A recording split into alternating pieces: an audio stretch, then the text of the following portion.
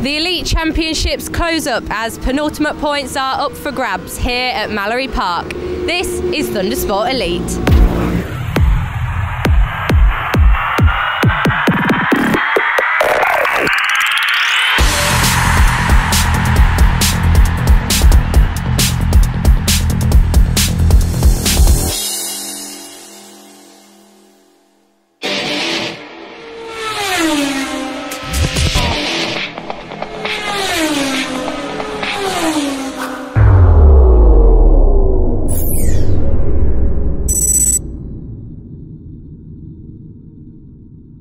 Just come off circuit, Superstock 600 rider Sam Cox. I just caught you for a chat here because you're a Thundersport local. You've been in so many different classes, going from Super Teens, 500, 450s, and this is your first year in the 600s. How has it been for you? Have you got a highlight of your year?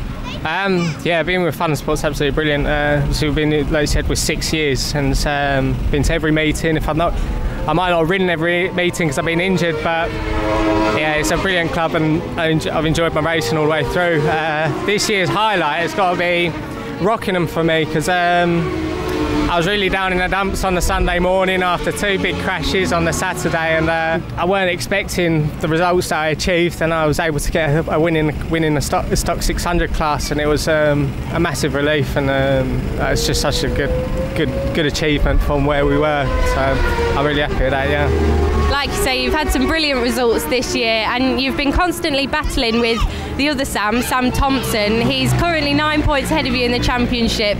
What do you think you need to do to pull out for the championship win at the end of the year? To be honest, I've been trying to make up for some mistakes that I put on myself at the start of the season with a few crashes, and yeah, so it's been playing catch up all season, and I think consistency is the key. I'm only 9 points behind, so I just got to keep on consistently finishing and, if possible, ahead of him. But I'm trying to take my mind off the championship because it put too much pressure on yourself and it gets all on top of you. And yeah, I'd rather take my mind off it. But I'm enjoying the season. It's brilliant racing, and just keep on going out and having fun. I think that's the key to winning the championship. Yes, hello and welcome to Mallory here in Leicestershire. 2 sets of races coming up for you. The Van Insura 600 Sportsman Elite first up. We just saw there Richie McNeil line up in pole position, trying to prevent number 66 Daniel Freer from claiming the title here this weekend. There's number 88 James Edmeades, number 74 Curtis Wright, and number 4 James Shaw. A number of Formula 600 tuned engines and super stocks as well. 3 championships effectively in one here. Daniel Freer could today become the Formula 600 and the Sportsman Elite champion if results go his way. The super stocks are between Sam Thompson, number 50, Sam Cox, number 54, and James Shaw, number 4. But away from the lights we go, down into turn 1, and it's a great start on the Triumph, number 74. Curtis Wright. There goes Sam Cox trying to go round the outside of James Edmeades. There's 2 ways of pronouncing that surname, Edmeades, Edmeades. James, I apologise, I'm going to go for Edmeades. And as they go down the back straight, down into the chicane, and that's a good move there from Richie McNeil. Edmeades, by the way, you may remember the name, of course, because he's been racing for a while now as someone just goes grass tracking. He's a British Superbike rider 3 or 4 years ago, KTM Cup as well. Currently residing in Dubai. Bit of a trek to Mallory Park, but nice to have him here anyway. And that got a bit close up at the Shaw's hairpin. That was David Brooke, who just got his nose chopped off. Richie McNeil, though, it is that leads, number 22. Second in the Formula 600 and the Sportsman Elite Championship. There's a rider who's being pushed and wheeled away there already, and not quite sure who that was, so we'll have to get confirmation from somewhere in a moment, but no idea. As they go around Gerrard's and down onto the back straight, McNeil it is that has the advantage from Curtis Wright and James Shaw. Number 4, James, who is here this weekend, hoping to wrap up a sportsman, the pre-national win. The red flags are out, that's why the riders' arms are up. We haven't got a glimpse of the red yet, there we go. Red flags are out, so there's obviously been an incident somewhere out on circuit. And, now then, that is number 97, that's going to be Richie Connell. and he looks hurt, doesn't he? So Richie Connell, well, I hope he's okay, but that is Richie Connell's bike. That's obviously the cause of the red flag. Well, there will be a complete fresh restart, so everything that you've just seen there, erase from your memory, because everyone's going to get another crack at the whip here. A couple of riders unfortunately going down in that first period, and well, that looks like Mr. Connell is going to get in the ambulance. Send you all the best, Richie. Hope you're mending well and that we see you back at Donington Park. So it does give us an opportunity to get the riders back on the grid, and here we go then. And it's a fresh restart. Richie McNeil, it is, that is on pole position. He shoots away from the line. Another great start from him. Curtis Wright this time, no such luck in getting the whole shot. James Shaw, good off the line as well. If you're looking out for championship leader, by the way, it's number 66, Daniel Freer, and he's been swallowed up into turn 1. He's on a blue and yellow Yamaha R6, but there is probably a good 8 or 9 bikes up ahead of him at the moment as they come down into Ed Wiener's. There is McNeil, the Irishman, with Curtis Wright tucked in just behind him. Curtis has had a superb second half to the season with Thundersport. Could have probably featured in the Superstock Championship had he have been on this sort of form from the start. He's not attended every single round with us, certainly wasn't at the first few, but nice to see him solid on form. James Shaw there in third place. If Richie can keep this sort of momentum up, it will go to the second race, I can assure you of that. And Daniel Freer will have to wait a bit longer. In the Superstock Championship, Sam Thompson is just a few points ahead of Sam Cox and James Shaw in third. Barring any absolute miracle results here, I'm pretty sure that one's going all the way to the final round at Donington Park. But at the moment, Sam Thompson in charge. He's got the advantage. Further back, that's Lee Williams getting aggressive on the Suzuki, number 94 there. Just going up the inside of Sam Thompson. James Cowton is out with us as well, number 52 today, on a Formula 600, number 52. There he is, just behind Ed Meads. James Cowton, of course, you may remember from various TTs and stuff. There's all sorts going on there. That's James Shaw. He's been turned around. Well, there's all sorts of action and drama going on at Shaw's hairpin. That's the wrong way around the circuit, James. Well, I'm not sure what's happened there, but that's important for the championship. I don't think James is going to be too happy about it. He's third in the Super Stocks. Not sure exactly what has just happened there for James Shaw, but not to worry. As they come down the back straight, this is the fight for the lead. McNeil versus Curtis Wright. He could do without getting involved in a dust-up here because Curtis doesn't feature in his championship. And Richie McNeil looking to close down, and James Shaw's retiring from this race. That's the end of it for him. So he's out, he'll get another crack at the whip. Just quickly, of course, we'll be bringing you both of the Van Insura Sportsman Elite 600 races. This one is for normal points, 25, 20, 16 as per usual. The second race that will be coming up in part 3 is for double points. So an amazing chance for either Richard McNeil to catch Daniel Freer in the championship overall, or for Freer to clinch the crown. It's these two guys stretching away from the pack. They're currently lapping sort of in the late 53s, early 54s. Very quick indeed. But Curtis is on stock Triumph, so shouldn't have as much power as Richie, but around a circuit like Mallory Park, you can't really use all the available power that you have anyway. So it's going to be just between these two as they exit Edwina's through and up the hill there. Beautiful standing machines, a bit of a tank slapper, a bit of a wobble there from McNeil. He really is pushing it. He knows he's got company as they tip into the hairpin. He could effectively allow Curtis Wright to go through and just let him clear off into the distance, because as I mentioned before, championship-wise, doesn't affect him too much. There's a Sportsman Elite Championship, however, which is all of the points added up all together. So Curtis would win that, and he's going to make his move as he... Oh, they're both really pushing it. You can see the front ends chattering away, wobbling, and that's a good move from Curtis Wright. Up the inside, really held a nice tight line around Gerrard's, and he moves up ahead of Richie McNeil. McNeil's got a chance to bounce back straight away, but he's not been able to do it, and Curtis Wright goes through, and that was a quick lap from Curtis, a 53.6. It's the sort of lap times we expect to see in a GP1 race. And just incidentally, the Bike Insurer Thundersport GP1s will be coming up in Part 2 and Part 4. That championship also getting very close between Ingram and Phil Crow. It's Curtis Wright here that leads from Richie McNeil. Further back, Lee Williams is fighting away, trying to get himself up into the top 4.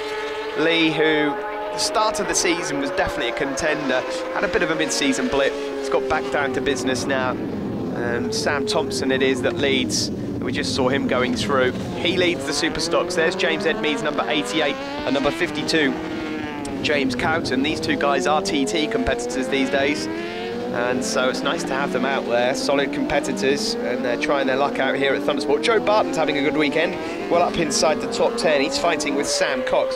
David Brooks up there as well. Daniel Freer, however, the championship leader in Sportsman Elite, having an absolute mare. He's just outside the top 8 at the moment, fighting with David Brook and Chris Helliwell, Joe Newballs, Lewis Osler, Dixon, Kaplan and Mulcahy are trying to fight it out for the remaining points. But a really solid field here in this Van Insura 600 Sportsman Elite race. But at the moment, it is number 74, the rider from Stony Stanton on the Stanton Garage Triumph, Curtis Wright. Well, this is the last lap, so Curtis Wright is going to go across the line and pick up the win ahead of Richard McNeil. Lee Williams will take 3rd. Coming through, Sam Thompson's going to get 4th place and is going to win the Super Stocks. There's James Edmeades going across the line, also in 5th place. So a good result there for Thompson. He'll extend his Super Stock 600 lead, but it's Curtis Wright that will win the Super Stock race and the Sportsman Elite race overall. Good effort there from all concerned, and Richard McNeil has closed up considerably in the championship as the riders get ready to pull into Parc Ferme. Big wheelie there from Sam Thompson. Confirmation then Curtis Wright wins it from Richie McNeil, Lee Williams, Sam Thompson, James Edmeades, James Cowton, Joe Barton 7th, Sam Cox in 8th, David Brook 9th, and Daniel Freer will be looking for a significant improvement in the double points race coming up. He finishes in 10th place. First up though, the Formula 600 podium. James Edmeades was 3rd, Lee Williams 2nd, but the winner, Grace, has caught up with Richie McNeil. And winner of the Formula 600s and a 2nd position overall goes to Rich McNeil. Rich, you were leading some of that race. I was gutted for you didn't get the win. Can you tell us about it from your point of view? Yeah, I started from pole position and took the lead for about 5 laps, I'd say, and I could see Curtis Wright on my tail the whole time, and I just felt I need to keep going, and he got me around the big long Jards. His bike was handling really well around Jards, whereas I was lacking a wee bit and running wide. Whenever I ran wide, he nipped up the inside of me, and I was, so nothing really I could do. We were both as strong as each other the rest of the track, but I'm going to put a new SC1 tyre on later because I was getting a bit of sliding. So. Well, winning your class, so it's not too bad. Any sponsors to thank? Yeah, I'd just like to thank my dad and Mark Simpson for coming this weekend as well. It's been a good help with us, and my sponsors as well, thanks. And so to the Super Stock podium, 3rd for Joe Barton, 2nd for Sam Thompson, but the winner, Curtis Wright. Curtis, that was such a race between you and Rich. How was it from your point of view? It was great, really good fun. I know I had the cornering speed on him, but yeah, he was riding really well, so made excellent riding. Really good. Any sponsors to thank? Yeah, Triumph Motorcycles, Castrol Lubricants, Arrow Special Parts, Pro Skins. I'm sure there's some others, and my dad, of course. Well done to you, Curtis. Well, don't go away. Coming up after the break, we'll bring you action from the Bike Insurer Thundersport GP1 Championship.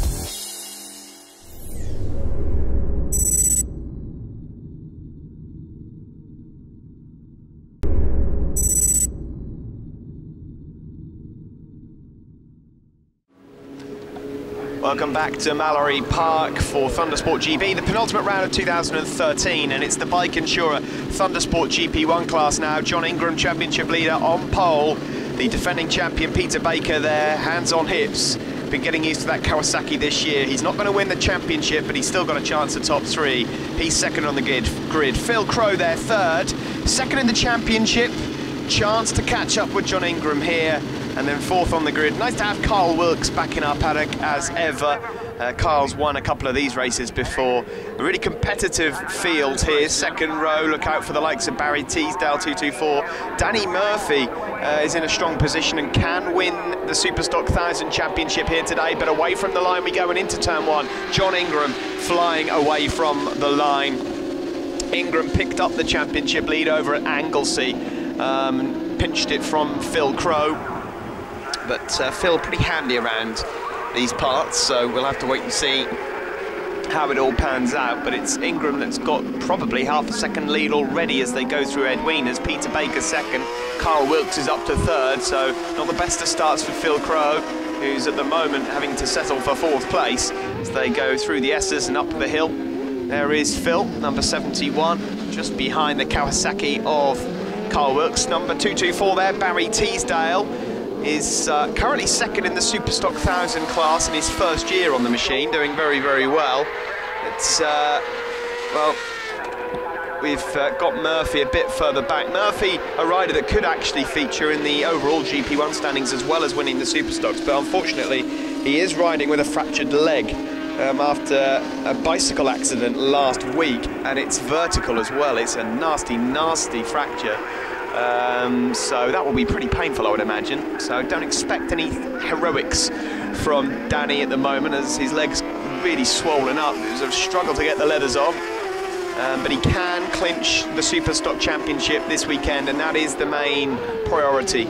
Phil Crowe here has got to finish ahead of Peter Baker, really, and John Ingram. He knows that. It's simple. The championship is very, very close between himself and John Ingram. And of course we will have 3 races coming up at Donington Park, our finale. It's more than likely going to go down to that final round, but there's this race and then a double points race coming up later on. You'll see that in part 4. And well, as you've seen probably in many other double points races, that's a lot of points to lose if you make a mistake, and a lot of points to gain if you win it.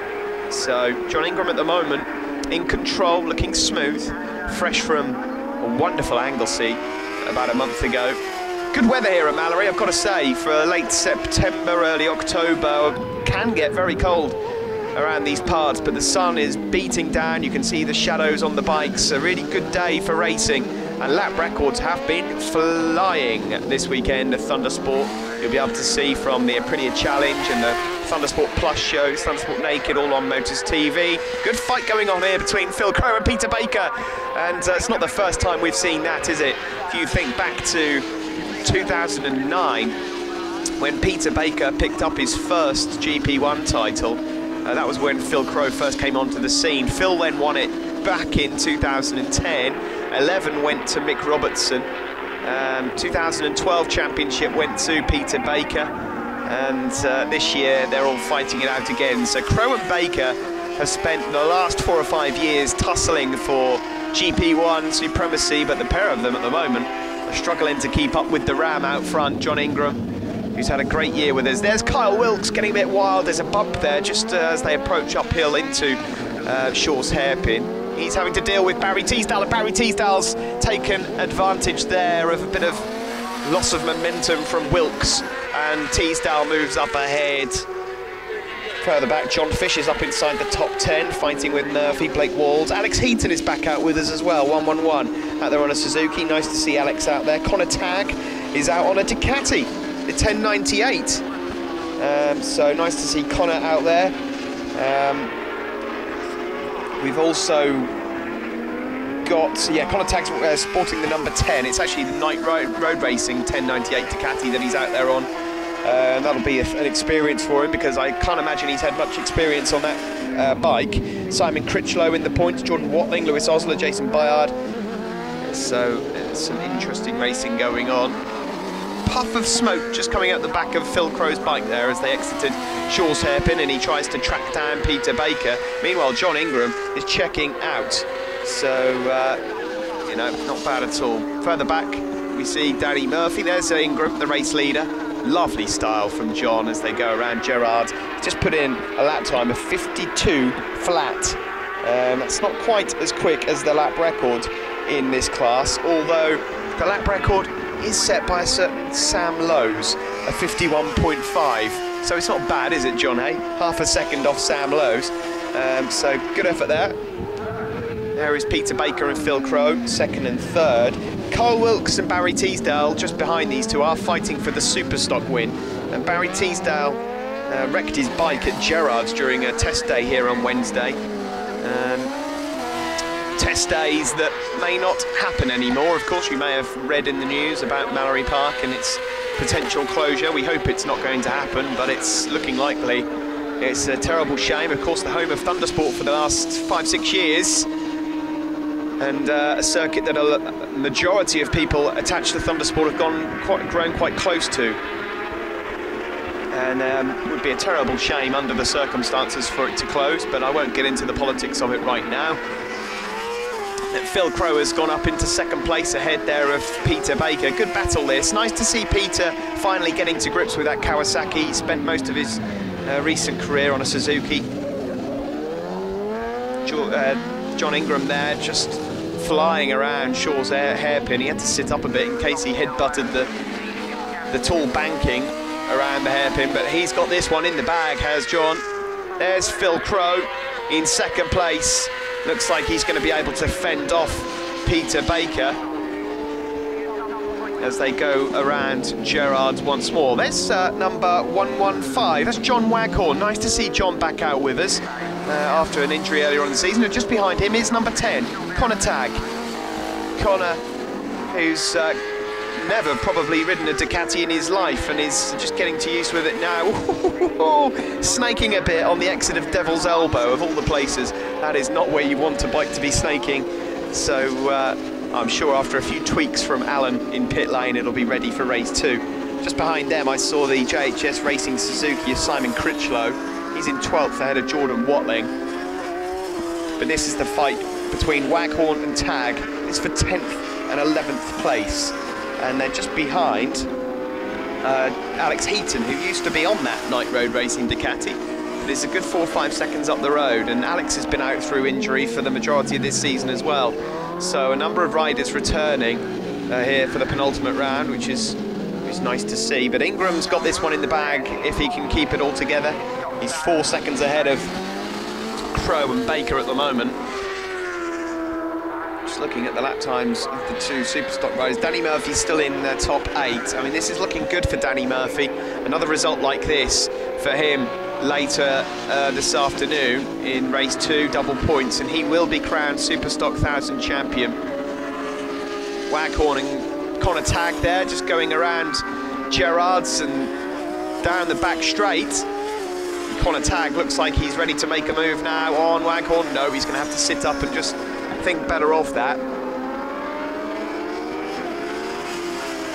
Fisher it is that's in 6th place. He's got himself up ahead of Danny Murphy. Not seen much of John in this race, but John Waghorn and Connor Tagg continue to battle away for 10th and 11th place.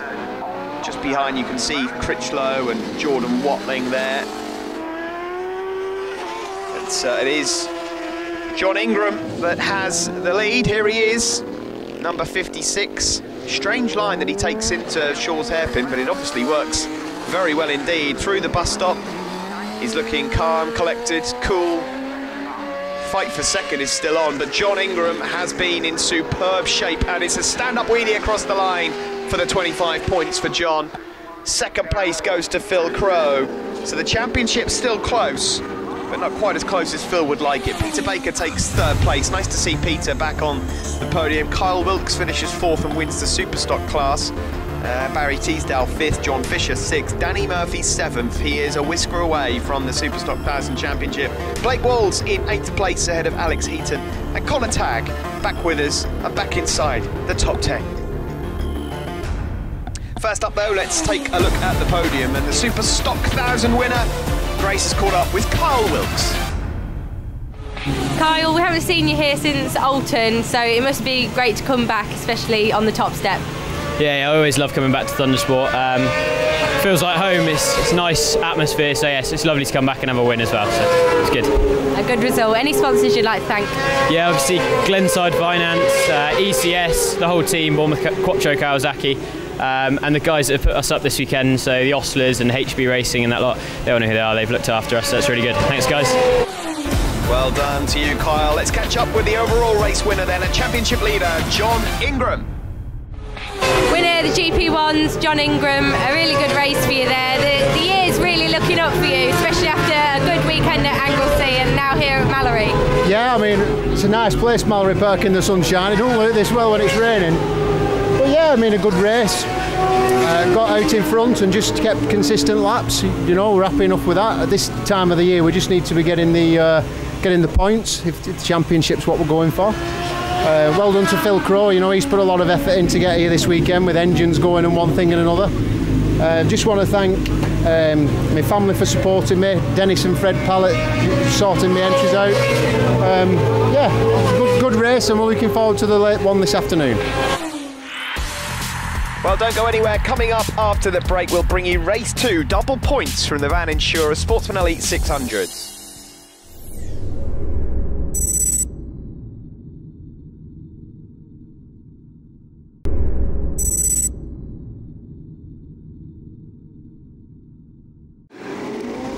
Welcome back to Mallory. It's Thundersport Elite. Dave Richardson holds the red flag aloft. That means we're ready to go racing here. The second race, double points, remember, in the Van Insurer 600 Sportsman Elite. A good start again there from Curtis Wright. James Shaw's got away from the line well, but around the outside, big and brave from Richie McNeil. He knows that this double points race is crucial to his championship.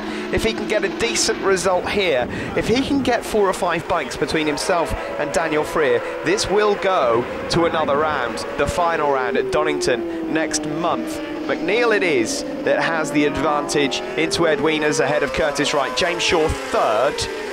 In the meantime, you look back to the Superstock 600s and we've got the battle between Sam Cox, Sam Thompson and James Shaw. James Shaw obviously having that rather unique crash in race 1.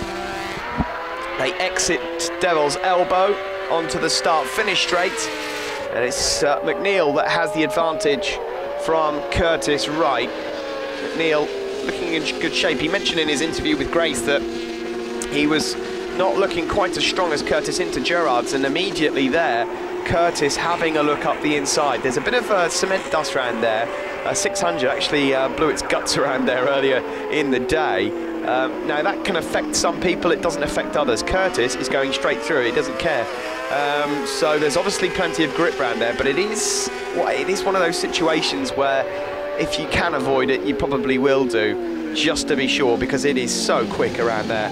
McNeil it is that leads though. At the moment, if the checkered flag were to go out now, it would be perfect for Richie, because Daniel Freer is back in about 5th place, and this is double points. So Richie would take 50 and Daniel would take 22, and then we'd have a real championship crescendo. But Daniel Freer will also be only too aware about this situation. He knows that whatever happens, he's got to stay in the saddle and ideally get as close to Richie as possible. And he'll be encouraged to see that Curtis Wright moves up into the lead, down into Gerrard's, and at the moment has the advantage over McNeil. The thing is, with double points, of course, the deficit for each place that you lose is so much larger. That's just cost Richie McNeil 10 points, for example, just from going down from 1st to 2nd. And you have to wonder what might have been for Richie had he attended the round 1 at Brands Hatch, and had he not dumped his machine during qualifying at Donington in round 2, which prevented him from picking up any points. We could have had a different story here, but at the same time, Daniel Freer has been riding rather consistently, maybe not pushing as hard as he would have done if the championship were closer, so it's difficult to really say.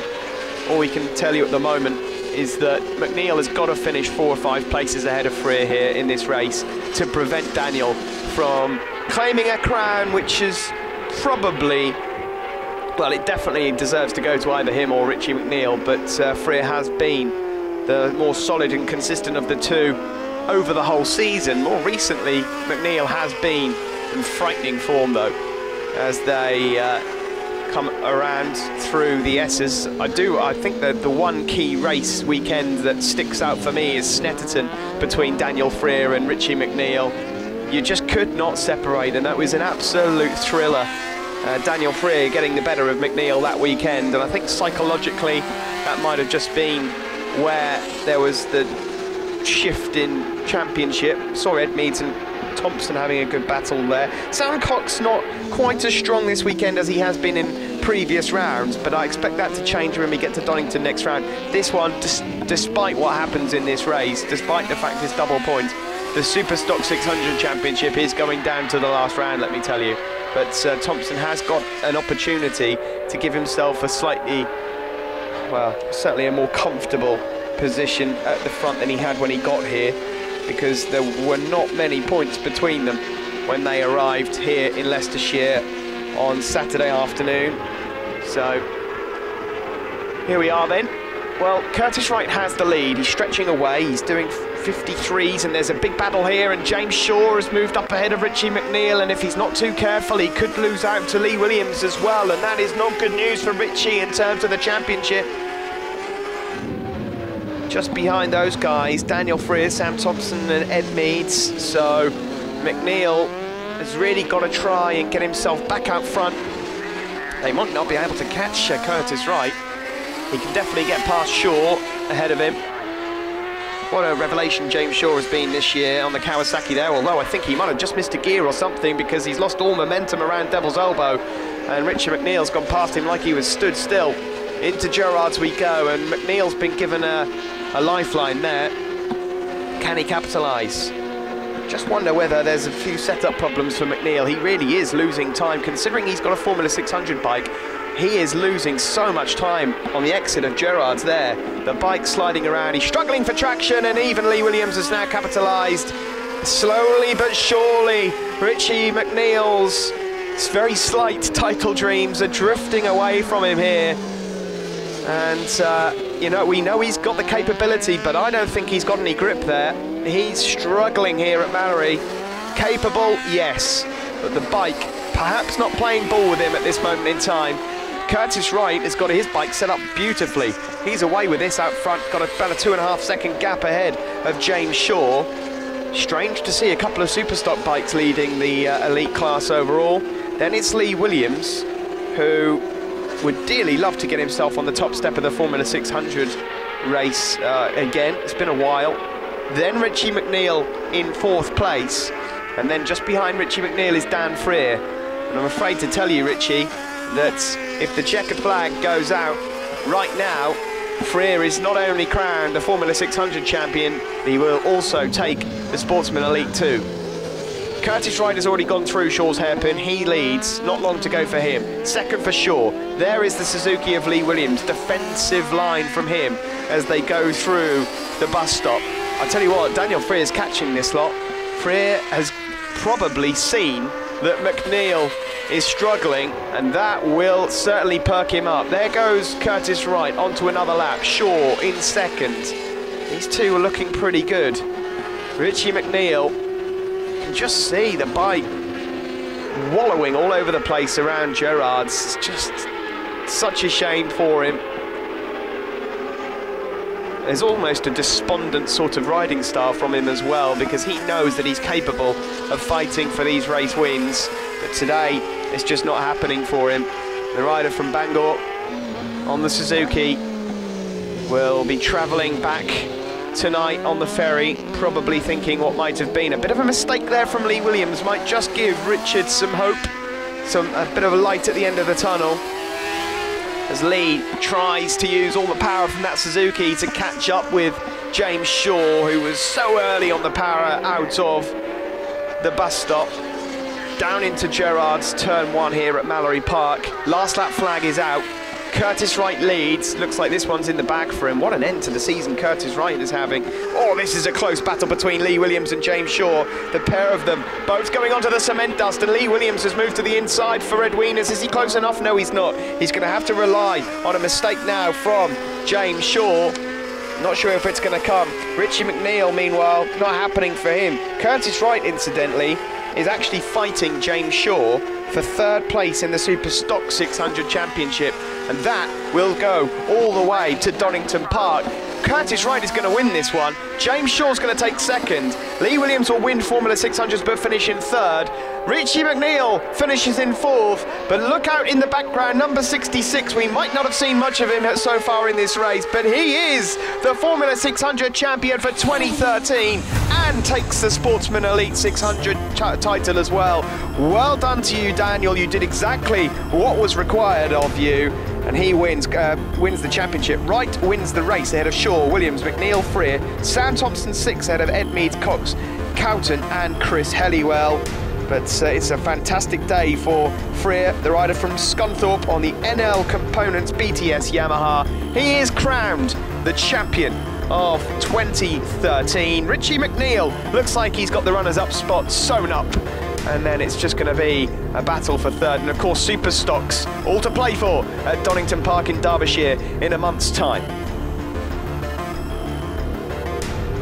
Well, first up, let's catch a word with the winner of the Superstock 600 race. Curtis Wright wins ahead of James Shaw and Sam Thompson. Curtis, a good result for you. James Shaw was very close behind you. It's nice to see you two close together, especially after you two came off at Anglesey. So it's nice to see you both up here on the podium. I'd like to point out I was taken out, I didn't crash. But yeah, I've always wanted to have a good race with James, but every time it's just been a little bit of a gap between us. But yeah, that was a good race, especially at my home round. So I'm very happy with that. Definitely. Any sponsors to thank? Yeah, same again. Triumph, Castrol Lubricants, Arrow Special Parts, Pro Fiber, Pro Skins, and I'm sure there's some others, but I always forget. I'm sorry. And the Formula 600 podium, third for Freer, the champion, second for McNeil, and the winner, Lee Williams. First position goes to Lee Williams. Lee, a good race for you. Nice to see you back up here on the podium again after a while. Yes, you know, I didn't miss Anglesey because I had my wrist pinned, and you know, to come back to this round and be up there and perform as well as I did, you know, it's good for championship points, especially that race being double points. It's, you know, hopefully I'm in sort of the top 3 in the championship again now. A good boost for you. Any sponsors to thank?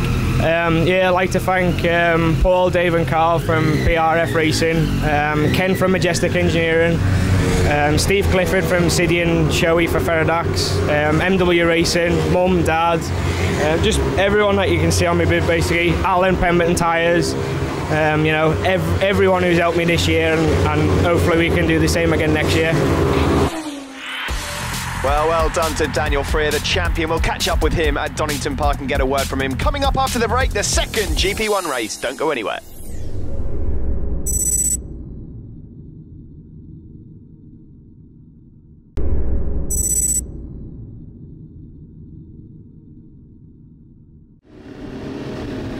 Welcome back to Mallory. It's the Bike Insurer Thundersport GP1 double points race. John Ingram, Phil Crowe and Danny Murphy are fighting for this championship, but Danny Murphy struggling, of course, with that leg fracture. Peter Baker currently 5th in the championship, can't win it. So it really looks like it's going to be between Ingram and Crowe. John Ingram pole position number 56, and there's Crowe 71. A champion in this class in 2010, but also the runner-up a couple of times. Kyle Wilkes on the inside, number 23 on the Kawasaki, but it's a good start from John Ingram, number 56, and he's doing the business here. Double points, remember, 50 for a win, 40 for second, and 32 for third. Big gaps, big differences here in what could be their final ever race at Mallory Park. Around Gerrards we go, and look at the gap that Ingram is able to build already. He did this at Anglesey in the Demon Tweaks race, cash prize. He basically won the race in the first few laps, and Kyle Wilkes has gone down. Oh, and luckily the momentum, that was a good dismount, wasn't it? I'll give you a 5.9 for that, Kyle, because he managed to run straight out of the way of all of the oncoming traffic. I'm not sure if there was contact between Phil Crowe and Kyle there or not, but either way, Kyle has gone down. Nice to see that he's up and walking away. Well, that takes out one of the top 5 candidates straight away. John Ingram it is that takes charge of the race straight away. And Peter Baker has kept himself out of trouble. He's in second place on that Morello Kawasaki. Phil Crowe third, and look at that on the opening lap. Massive gaps. between the bikes. Danny Murphy is following in the tracks of Barry Teasdale at the moment, and then remember, Barry hasn't got really much of a chance of winning the Superstock 1000 Championship unless Danny was to throw it down the road. Danny's just got to pretty much finish this race, and it's his. Alex Heaton is back with us, of course, on the Suzuki. Mentioned Blake Walds, John Waghorn, Connor Tagg also out there. John Fisher having a good day here at Mallory Park. Good weather for it. Ingram's already leading though through Shaw's Hairpin. Peter Baker number 1.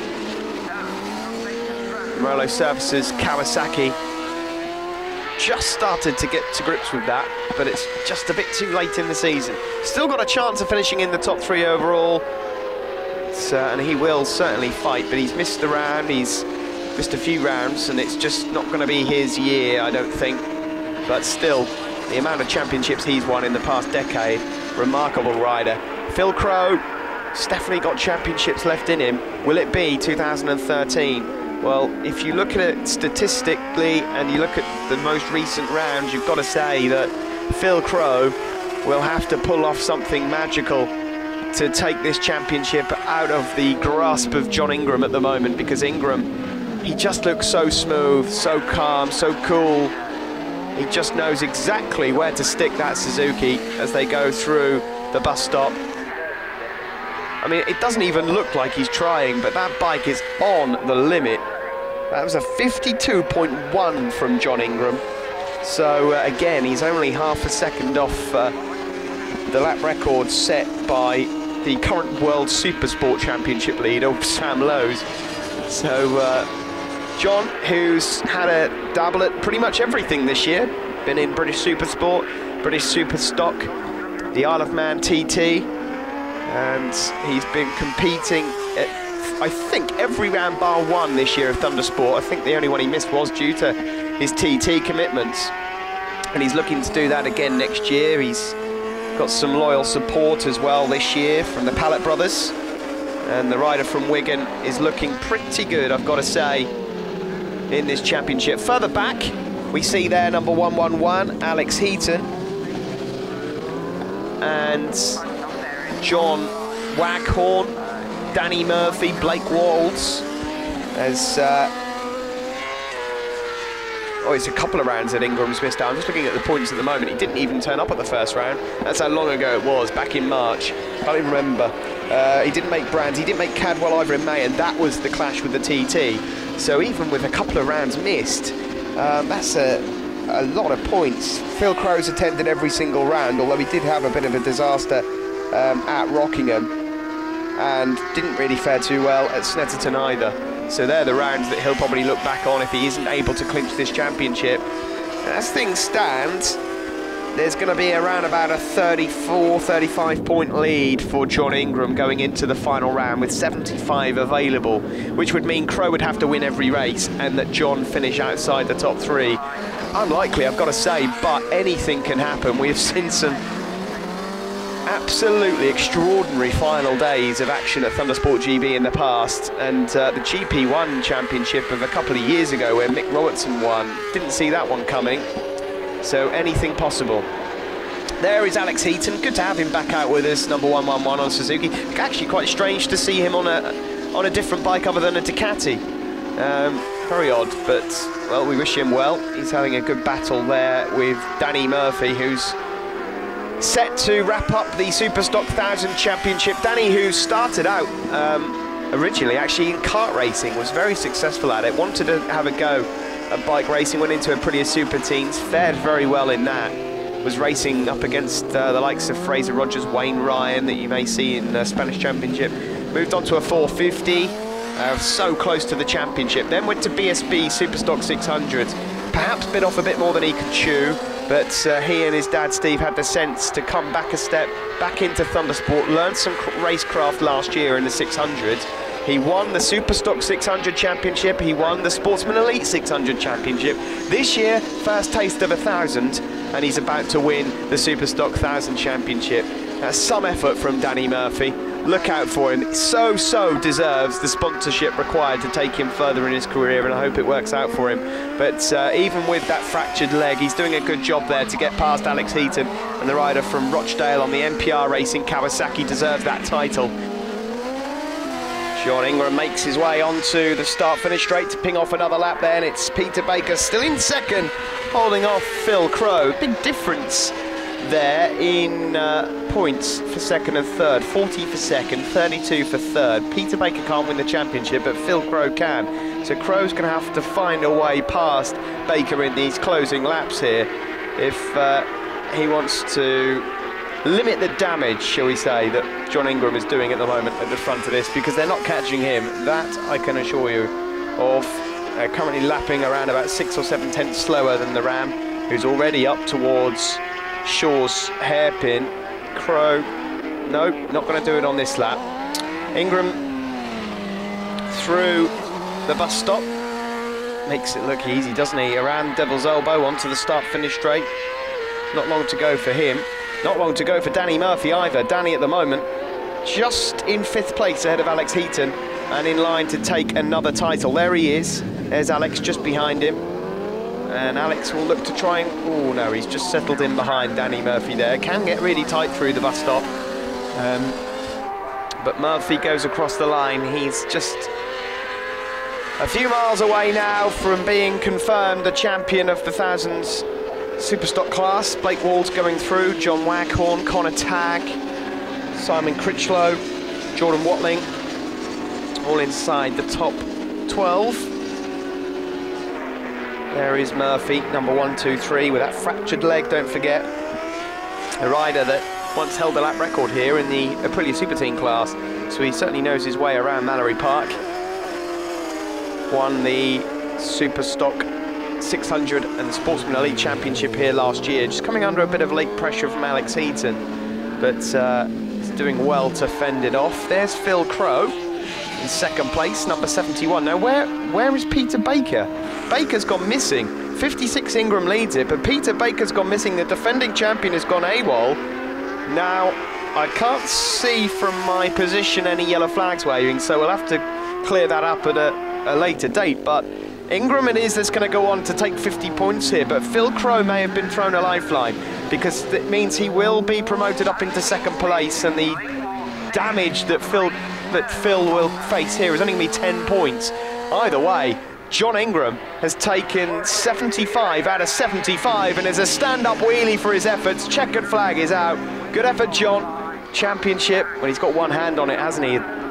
Intrigued to know what's happened to Peter Baker, who has gone missing, but anyway, Phil Crowe has taken 2nd place. Barry Teasdale's taken 3rd and wins the Superstock 1000 race, but Danny Murphy finishes in 4th on circuit and is crowned the Superstock 1000 champion, sponsored by the bike insurer. Well done, Danny, great effort from you.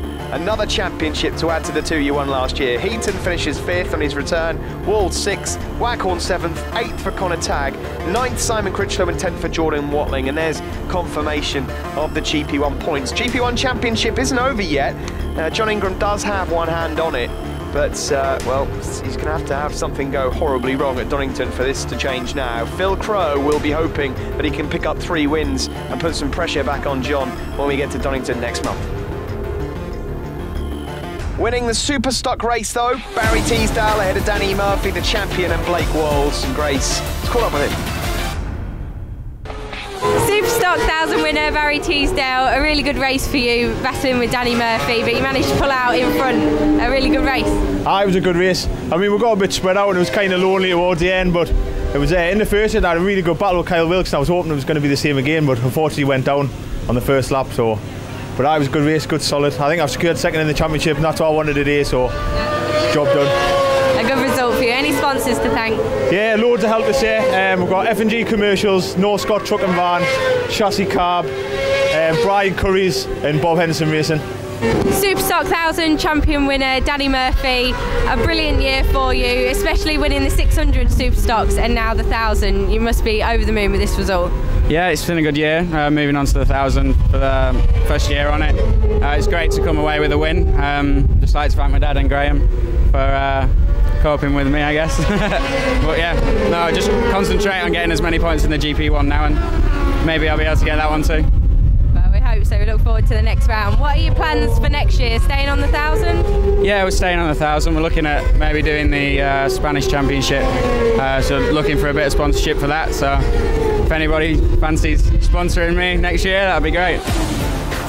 Well, it would certainly be a good investment, but let's catch up with the GP1 winner, John Ingram.